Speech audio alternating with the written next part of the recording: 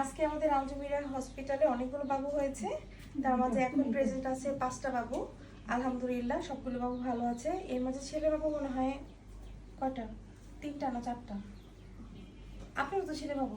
হ্যাঁ, এটাও তো ছেলে বাবু, এটাও ছেলে বাবু, এটাও ছেলে বাবু। আচ্ছা, যাই হোক, আলহামদুলিল্লাহ আজকে সব টাইপের বাবু আছে। যেমন এটা নর্মাল ডেলিভারি সবগুলোই, কিন্তু এটা হচ্ছে পেইনলেস নর্মাল ডেলিভারি, ব্যথামুক্ত নর্মাল ডেলিভারি।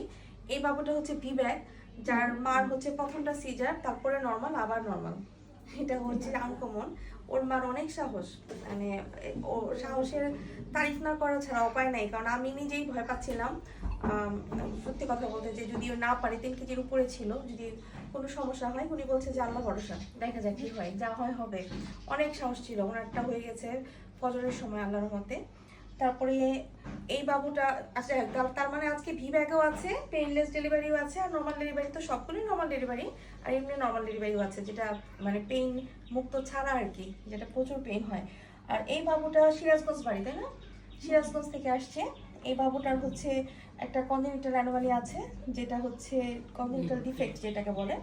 এই যে লিপটা ক্লেফট, এখান থেকে লেফট ক্লেফট বলে যেটাকে, এই যে বাবু। তো যাই হোক, যে এটা আমি বলেছিলাম কালকে রাত্রে, পোস্ট দিয়েছিলাম যে জন্মের পর পর মানে কি বলবো, যারা বাবু নিতে চান তারা প্রথম থেকে আসলে ডাক্তারের আন্ডারে থেকে ফলিক অ্যাসিড খাওয়া স্টার্ট করতে হয়। যদি ফলিক অ্যাসিড খাওয়া হয় তাহলে দেখা যায় এরকম হয় না, তারপরও বংশগতও থাকে। তারপরেও সবার উচিত একটা, সবাই দেখি আমি দেখি শুধু আলট্রা করতে চাই, কিন্তু আলট্রা কখন করতে হবে এটাই অনেকে বুঝে না, শুধু ভাবে আলট্রা করলেই হবে। প্রথম 12 সপ্তাহের মাঝে একবার আলট্রা করতে হবে, যেটা হচ্ছে আপনার হার্টবিট আসছে কিনা দেখার জন্য। তখন ওটা করলে দেখা যায় নর্মাল ডেলিভারি থেকে খুবই হেল্প হয়। আরেকটা আলট্রা করতে হবে 18 থেকে 22 সপ্তাহে, যেটা হলো অ্যানোমালি স্ক্যান বলে। অ্যান্টি স্ক্যানও অনেকেই করে 11 সপ্তাহের মাঝে, সেটা আলাদা ব্যাপার। কিন্তু অ্যানোমালি স্ক্যানটা অবশ্যই করা উচিত 18 থেকে 22 সপ্তাহের মাঝে, তারপরে 8 মাসে আর 9 মাসে। এছাড়া বাবুর মা যদি যে ব্লাড টেস্টগুলো করতে হয় সেগুলো আসলে প্রথমেই করা উচিত। এগুলো ধাপে ধাপে আসলে করতে হয়, না করলে হয় না।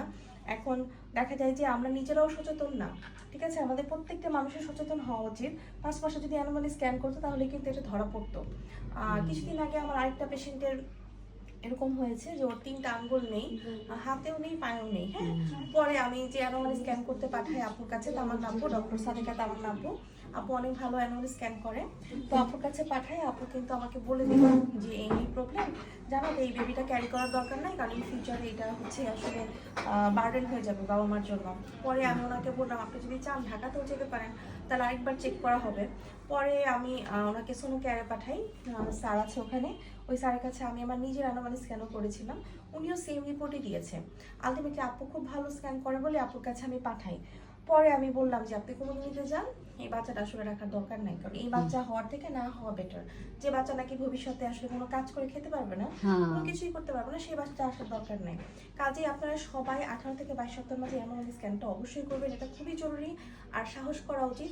আর আগেও বলেছি, পেইনলেস মানে এমন না যে ফুল পেইনলেস, বাচ্চার মাকে কিন্তু কষ্ট করতেই হয়, অনেক কষ্টই করে। আর এই বাচ্চার মা তো অনেক কষ্টই করেছে, মানে 3 ফিঙ্গার হওয়ার পরেও কিন্তু উনি নেয়নি, উনি একবার ফুল ডেলিভারি হওয়ার পরে মেডিসিনটা নিয়েছে, তারপরে মানে যথেষ্ট কষ্ট সহ্য করতে হয় আসলে। আর লাস্টে যে ব্যথাটা ওইটা হয় না, কিন্তু পুশ তো করতে হয়। আর নর্মাল ডেলিভারি মানেই কষ্ট, এমন না যে কষ্ট ছাড়া নর্মাল ডেলিভারি কারোরই হবে, কষ্ট হবেই। আর কষ্ট করার পরেই হচ্ছে দেখা যায় যে এই যে শান্তি, সবাইকে এখন ছেড়ে দিব আল্লাহর রহমতে, সবাই এখন বাড়িতে চলে যেতে পারবে। যার প্রতিটা বাবুর জন্য দোয়া করবেন, প্রতিটা বাবা মার জন্য দোয়া করবেন, যাতে প্রতিটা বাবু ভালো থাকে, সুস্থ থাকে এবং বড় হয়ে মানুষের মতো মানুষ হয়। আর যে যেখানে আছেন সেখান থেকেই সাহস করবেন নর্মাল ডেলিভারি, দেখবেন যে নর্মাল ডেলিভারি হয়ে গিয়েছে। আপনারা যদি সাহস করেন তাহলে ডক্টররাও সাহস করবেন। আর প্রতিবারের মতো সবসময় বলবো, বাড়ির লোক কম আসবেন, একজন কোনো মহিলা আসবেন, আর বাচ্চার বাবা আসতে পারেন, আর কেউ আসার দরকার নেই। বেশি লোক আসলে আমাদের এখানে আসলে জায়গার সংকলন হচ্ছে না, আমরা জায়গা দিতে পারছি না, কারণ এত দূর দূরান্ত থেকে সবাই আসছে যে আমরা নাও করতে পারছি না। যাই হোক, সবাই ভালো থাকবেন, সুস্থ থাকবেন, আল্লাহ হাফেজ। ঠিক আছে।